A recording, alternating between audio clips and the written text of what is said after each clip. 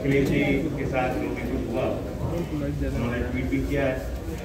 खैर हमारा आपकी उत्सुकता से इंतजार कर रहे थे, बहुत लोग संशय भी लगा रहे थे संगम होगा कि नहीं, लेकिन हमारा तो संगम पहले ही होगा। हमारा निर्णय ठोस है। उत्तर प्रदेश में जो हम विकास करना चाहते हैं, जिस तरह से भाईचारा और चौधरी चरण सिंह का जो समीकरण था, मूल रूप से किसान का मेरा वर्ग को संगठित करना, जो उनकी मुख्य लड़ाई थी जीवन भर, उसे आगे बढ़ाने के लिए हमने गठबंधन किया। और आज एक ही चेहरा है पूरे उत्तर प्रदेश में जिनके पास अनुभव भी है, विजन भी है और कार्य करने की क्षमता है। तो मैं आभार व्यक्त करता हूं और मुजफ्फरनगर की इस क्रांति भूमि पे, किसानों की धरती पे अखिलेश जी का स्वागत।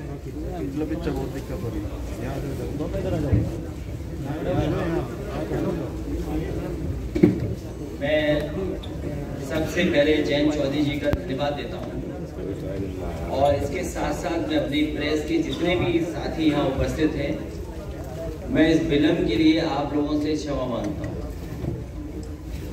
देरी का कारण मुझे नहीं बताया गया। मैं कई घंटे हेलीकॉप्टर में बैठा था, रिफ्यूल कराना पड़ा, उसके बाद मैं आपके बीच में पहुंचा हूं। मैं धन्यवाद देता हूं जिसकी भी कृपा से मैं आपके पास पहुंचा हूं। मैं पत्रकार साथियों का बहुत बहुत धन्यवाद। आज मुजफ्फरनगर में चुनाव की पहली प्रेस कॉन्फ्रेंस हो रही है। सबसे पहले मैं चौधरी चरण सिंह जी को याद करता हूं।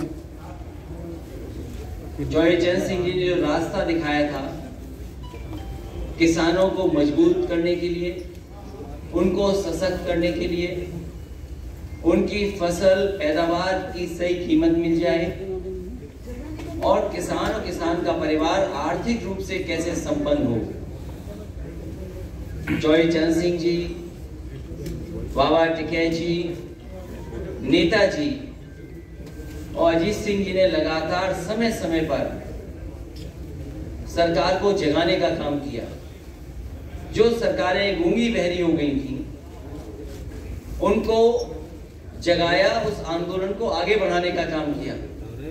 मुझे खुशी है इस बात की कि आज जयंत चौधरी जी और हम लोग मिलकर के उस विरासत को आगे बढ़ा रहे हैं। ये चुनाव जहां किसान के भविष्य का है, नौजवान के भविष्य का है, व्यापार को आगे बढ़ाने का है, वहीं चौधरी चरण सिंह जी की विरासत को आगे बढ़ाने का भी है, जो किसानों को संपन्न बनाना चाहते थे।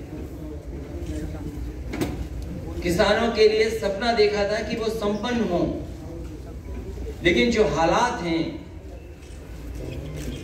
भारतीय जनता पार्टी ने किसानों को कहा कि उनकी आय दोगुनी होगी, फसल समय पर खरीदी जाएगी और भुगतान भी समय पर होगा। लेकिन जिस तरीके से जो 3 कानून लाए गए बिना किसानों की राय मशवरे के, और मैं बधाई देना चाहता हूं किसानों को, उनकी ताकत का एहसास दिलाया। लोकतंत्र में किसानों ने एकजुट होकर के और सब कुछ भूल करके एक साथ खड़े होकर के मजबूर किया सरकार को, और सरकार को अंततः वो कानून वापस लेने पड़े। भारतीय जनता पार्टी आज भी नहीं कह सकती है कि वो 3 कानून क्यों लागू किए थे और 3 कानून क्यों वापस ले लिए। ये वोट के खातिर नहीं है। इसलिए मैं किसान भाइयों को यहाँ सावधान करना चाहता हूं कि भारतीय जनता पार्टी ऐसी पार्टी है, बिना बताए भी कुछ ऐसे फैसले और कानून ले आएंगे। इसलिए मैं आरएलडी और समाजवादी पार्टी का गठबंधन है, किसान भाइयों को भरोसा दिलाना चाहता हूं कि कोई भी ऐसे काले कानून उत्तर प्रदेश में कभी लागू नहीं हो पाएंगे। जो भारतीय जनता पार्टी की नीयत है, जो उनकी मंशा है। समाजवादी पार्टी ने बिजली के क्षेत्र में कहा है कि 300 यूनिट मुफ्त होगी, सिंचाई माफ होगी, एमएसपी की खरीद के लिए जो इंतजाम करने पड़ेंगे सरकारी तौर पर किए जाएंगे।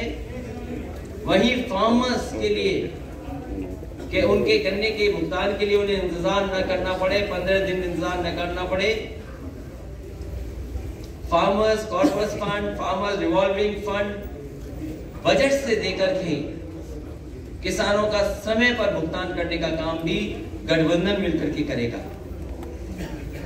लैपटॉप पहले भी बांटा था, फिर बांटेंगे। समाजवादी पेंशन पहले भी दी थी, आगे भी देंगे।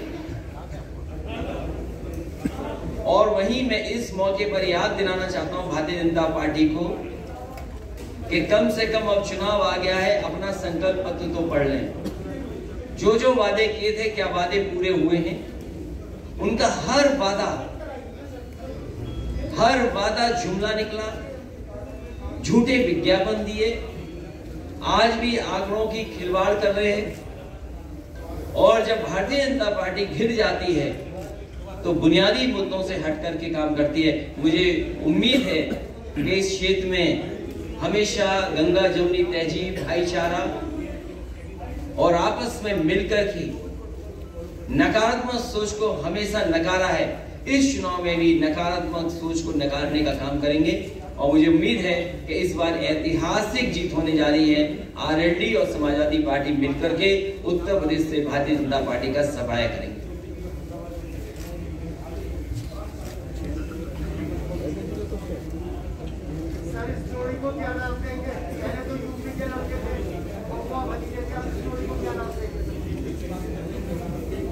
ये दोनों किसानों के बेटे हैं,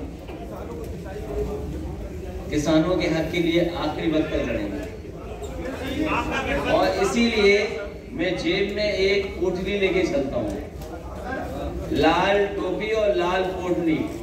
ये अन्नदाता के पक्ष में हराने के लिए, उन्हें भगाने के लिए अन्न संकल्प लेकर के चलता हूँ। मैं तो कहूँगा पत्रकार साथियों, अगर आप में भी कोई लेना चाहे तो अन्न संकल्प ले सकता है। हम सब तो ले चुके हैं, संकल्प लेके हमारे एक फोटो हो रहा था,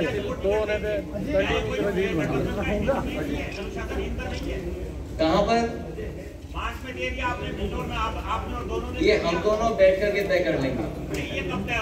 बहुत जल्दी, कुछ आज तय हो जाएगा, कुछ कल तक आप देखेंगे सब तय हो जाएगा। लगातार एक सवाल उठ रहा है, हर एक कार्यकर्ता से मैंने क्या मुस्लिम राजनीति को हाशिए पर रखा गया, किसी भी मुस्लिम प्रत्याशी को टिकट नहीं दिया गया, ये क्या सोचते हैं? ये गंगा जमुनी तहजीब है, गंगा जमुनी संस्कृति को मिल करके आगे बढ़ाने का काम कर रहे हैं। नेगेटिव पॉलिटिक्स को खत्म कर रहे हैं, नकारात्मक पॉलिटिक्स को खत्म कर रहे हैं। और समाजवादी पार्टी आरएलडी मिलकर के, यहाँ सवाल ये नहीं किसको टिकट मिला किसको नहीं मिला, हम दोनों मिलकर के किसानों के हक और सम्मान के लिए लगातार आगे बढ़ते रहेंगे, लगातार संघर्ष का रास्ता अपनाएंगे।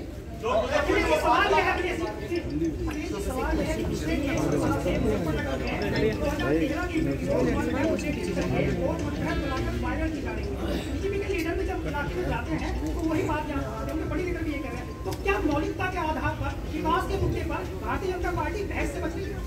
भारतीय जनता पार्टी अभी भी पुराने ही मुद्दे उठा रही है, उनके नेता पुराने ही सवाल उठा रहे हैं। कम से कम भारतीय जनता पार्टी को इस समय आगे कैसे बढ़ें, जहां बड़े पैमाने पे बेरोजगार हैं। आप देखिए क्या हुआ है बिहार में, क्या हुआ है अयोध्या प्रयागराज में, कितने बड़े पैमाने पे नौजवान बाहर निकल करके आए। किसकी जिम्मेदारी थी परीक्षा को सही ढंग से कराना? आरआरबी एनटीपीसी को लेकर के जो आंदोलन कर रहे नौजवान, कितना अपमानित होना पड़ रहा है उन्हें। सवाल ये है कि नौजवानों को नौकरी रोजगार मिलेगा कि नहीं मिलेगा, लेकिन भारतीय जनता पार्टी से बात नहीं करना चाहती है। पलायन के मुद्दे में दोबारा से इस बार भारतीय जनता पार्टी का राजनीतिक पलायन होगा। और आपने देखा नहीं हमारे बाबा मुख्यमंत्री का कैसा पलायन हुआ है। वो पहले अयोध्या से टिकट मांग रहे थे, मथुरा मथुरा से टिकट मांग रहे थे, प्रयागराज से टिकट मांग रहे थे।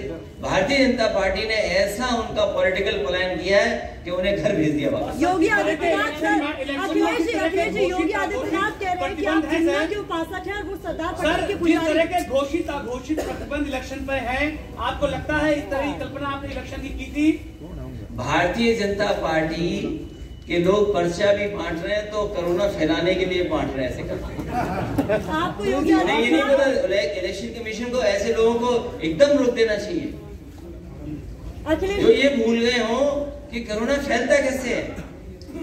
मुझे खुशी है यहाँ जितने भी पत्रकार बैठे हैं और हम लोग सब जो इलेक्शन कमीशन की गाइडलाइन है उसका पालन कर रहे हैं। योगी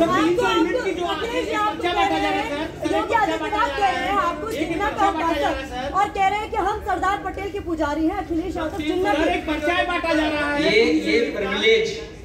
ये प्रिविलेज अगर किसी पर है, किसी के स्टेटमेंट को ट्विस्ट करने का, तो भारतीय जनता पार्टी पर। भारतीय जनता पार्टी कुछ भी कर सकती है, कोई भी ट्विस्ट कर सकती है।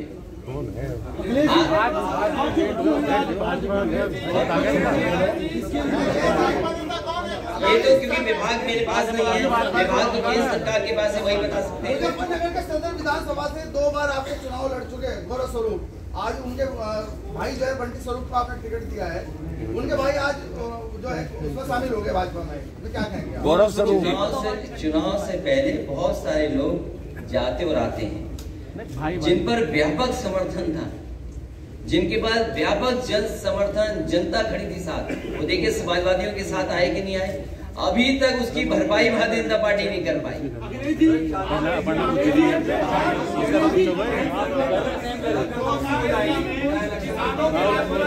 किसकी?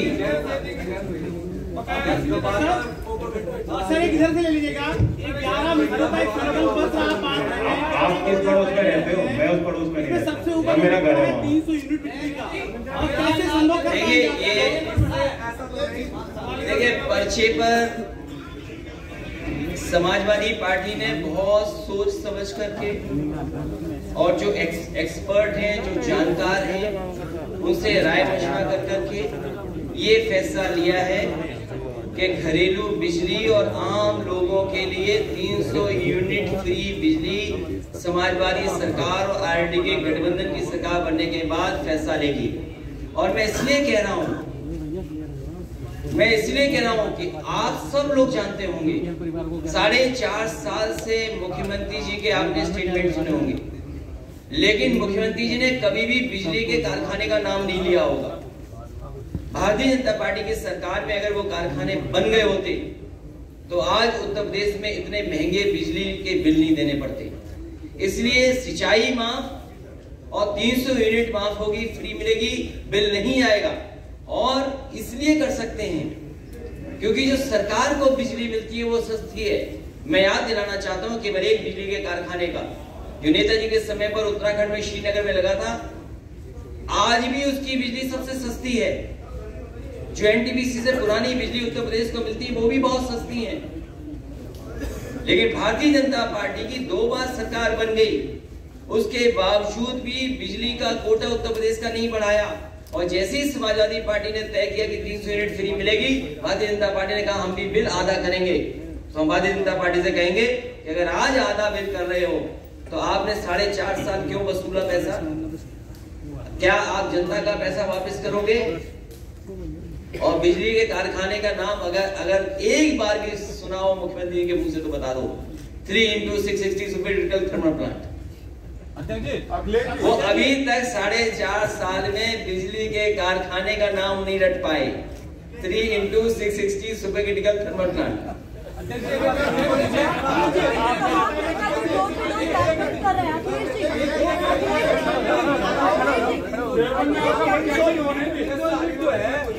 घर के लिए होगी 100 यूनिट का स्पष्ट कर दो। बीपीएल सबके लिए, सबके लिए है, सबके लिए। तमाम नेता डोर टू डोर कैंपेन कर रहे हैं, तो आरोप लगाते हैं कि विपक्ष कहीं जमीन पर दिखाई नहीं दे रहा और हमारे तमाम नेता गन्ने का भुगतान 15 दिन के अंदर होगा और किसान को कभी भी 15 दिन से ज्यादा इंतजार नहीं करना पड़ेगा। कई बार पार्टियों ने ये वादे किए हैं, लेकिन समाजवादी पार्टी ने, अगर आपको याद होगा, जिस समय कारखानों को संकट के से गुजरना पड़ रहा था, उस समय पहली बार 2000 करोड़ बजट से पैसा देकर के किसानों का भुगतान कराया था। इसीलिए मैंने कहा कि फार्मर्स कॉर्पस फंड अगर बनाना पड़ेगा तो बजट से फार्मर्स के लिए कॉर्पस फंड बनाया जाएगा, जिससे किसान को इंतजार न करना पड़े, किसान को चीनी मिल के सामने धरना न देना पड़े।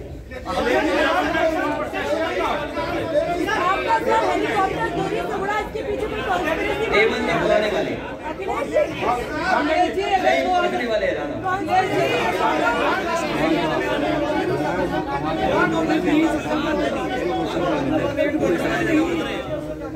देखिए, ये बड़े सवाल हैं, आरक्षण वाले बड़े सवाल हैं। मूल भावना से नहीं खिलवाड़ होनी है। और जिस समय समाजवादी सरकार थी तो लाभकारी योजनाओं में भी हर वर्ग के लोगों को आबादी के हिसाब से देने का प्रयास किया गया।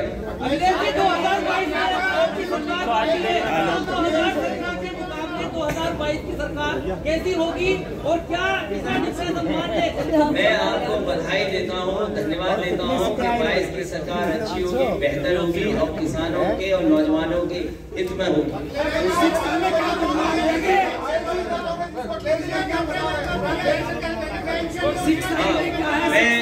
मैं आपसे बहुत जिम्मेदारी के साथ ये कहना चाहता हूँ कि जैसे ही समाजवादी पार्टी कोई अच्छा काम तय करती है या अच्छे काम के लिए फैसला लेती है जनता के लिए, उसी समय मुख्यमंत्री जी की भाषा बदल जाती है।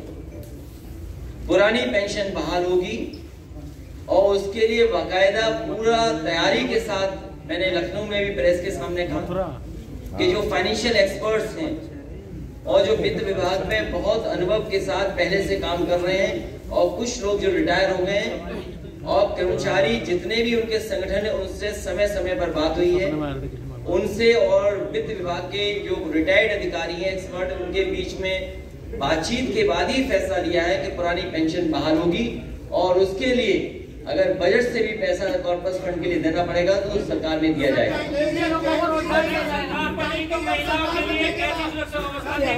महिलाओं के लिए बेहतरीन सुरक्षा होगी, उनके लिए पहले भी सुरक्षा देने का काम समाजवादी सरकार में हुआ था।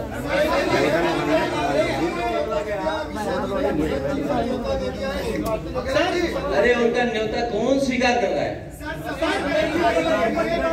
सोचो हालात कैसे हैं, देखिए उनके हालात कैसे हैं, हालात कैसे उनके, सोचो न्योता देना पड़ रहा है।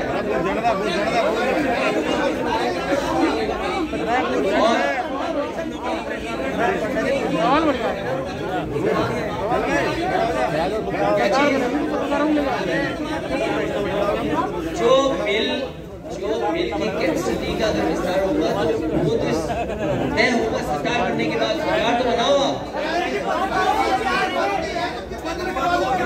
ये 100 नंबर जो बदल गया, इसमें गाड़ियां और दी जाएंगी, एम्बुलेंस बढ़ाई जाएंगी।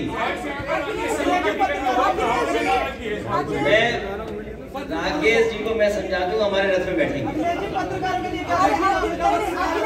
जो पत्रकार अपना सुझाव देंगे वो शामिल करेंगे। जो पत्रकार साथी कहेंगे और जो सुझाव देंगे, जो सुझाव मानने लायक है वो स्वीकार करेंगे। मैं पत्रकार साथियों से भी अपील करता हूँ हमारी मदद करें। सर आप क्या करेंगे? आपको लेके भी कुछ कहेंगे क्या? किसानों के लैंड पर समय पर किसानों का एक क्षेत्र है, तो आपने बिजली की बात कर ली, सिंचाई की, या खाद को लेकर कोई बात कहेंगे सर? यूरिया की जो किल्लत तमाम चीजें, समय पर खाद मिले, सस्ती कीटनाशक दवाइयां मिले और उनकी फसल को MSP के लिए इंतजाम हो, प्रोक्योरमेंट हो, खरीद केंद्र बने, ये इंतजाम किया जाएगा। और साथ ही साथ किसान जो अपने गन्ने भुगतान के लिए समय समय पर अपने आंदोलन करना पड़ता है, इस बार आंदोलन नहीं करना पड़ेगा, कॉर्पस फंड बढ़ा करके उनका समय पर भुगतान होगा।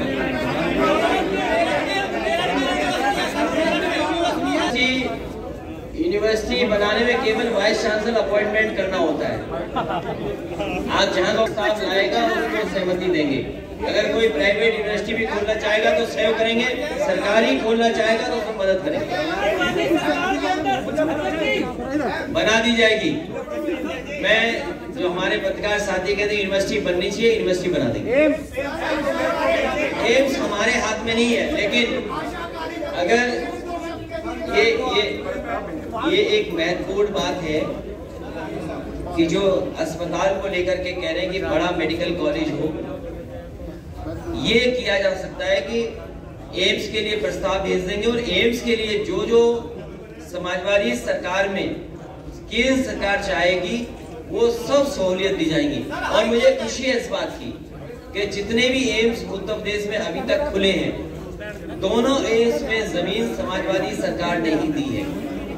तो अगर आने वाले समय में अस्पताल के लिए, बड़े एम्स के लिए जो भी केंद्र सरकार चाहेगी वो समाजवादी सरकार को उपलब्ध करा करके यहाँ भी इस तरह की सुविधा मिले, उस दिशा में काम करेंगे। ये बड़ा सवाल है।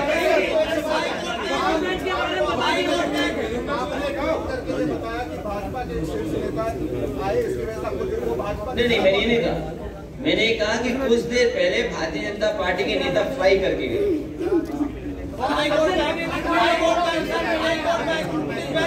इस पे अभी नहीं बोल सकते, सरकार बनने पर हम दोनों तय करेंगे।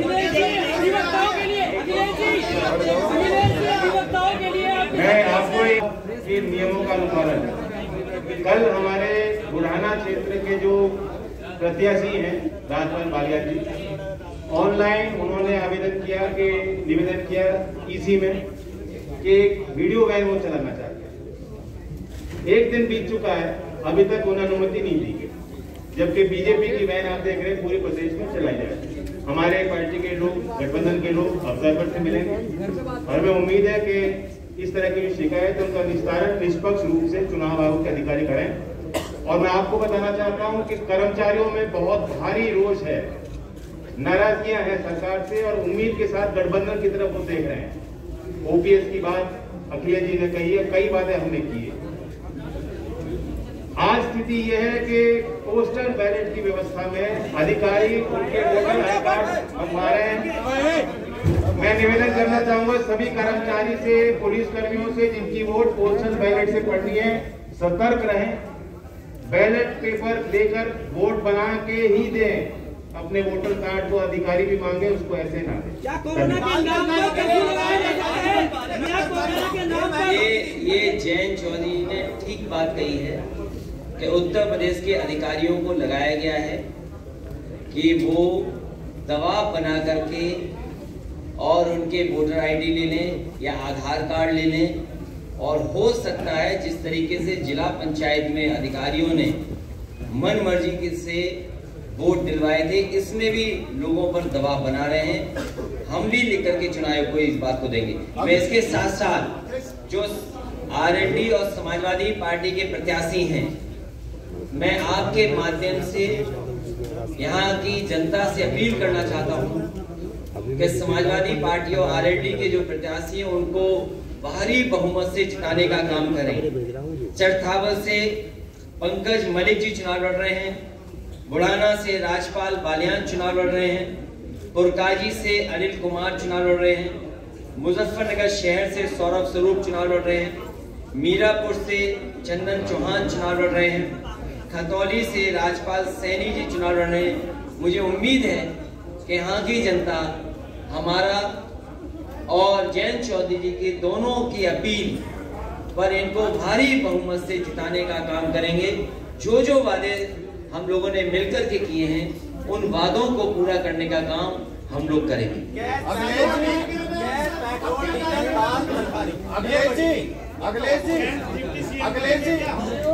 ये जानबूझ करके भारतीय जनता पार्टी लोगों को गरीब बना रही है, जिससे किसान गरीब निर्भर हो जाए सरकारी राशन पे, सरकारी कड़वे तेल पर।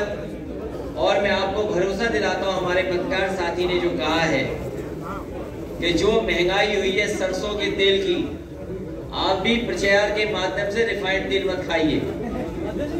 जो रिफाइंड तेल का प्रचार होता है आप भी उसमें बहक जाते हैं और आप भी खा लेते हैं। आप अपना शुद्ध सरसों का तेल और घर का बनाया हुआ घी के से ही खाना बनाए और खाएं। और समाजवादी सरकार बनने पर उत्तर प्रदेश के कुछ इलाके ऐसे हैं जैसे बुंदेलखंड, जहां पर बड़े पैमाने पे सरसों के तेल की पैदावार हो सकती है। मैं जब बुंदेलखंड गया था तो मैंने कहा था कि सरकार के अलग से अगर हमें सरसों के तेल की पेराई के लिए कारखाने लगाने पड़े तो लगाएंगे, जिससे कि हमारा बुंदेलखंड के किसान को भी लाभ पहुंच जाए और उत्तर प्रदेश को कम से कम सस्ता सरसों का तेल उपलब्ध हो जाए आने के लिए। बहुत अहम है और बाबा आप पर लगातार सवाल उठाते हैं, उस पर क्या कहेंगे? बाबा जी कुछ जानते नहीं है। ये